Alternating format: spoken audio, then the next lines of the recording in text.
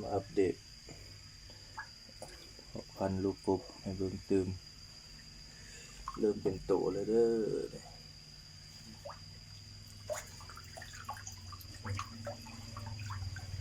เริ่มเป็นโตแล้วใกล้สิได้เลี้ยงแล้ว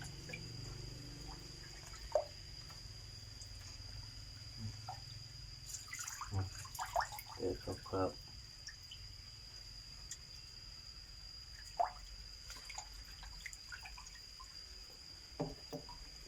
เริ่มแล้วเริ่มหางบ่มีแล้ว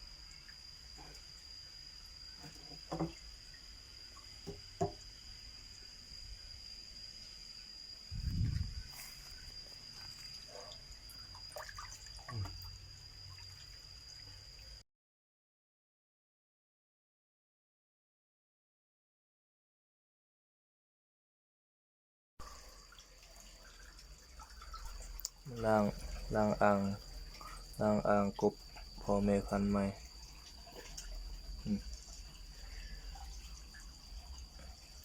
ตัวใหญ่ๆพ่อแม่พันธุ์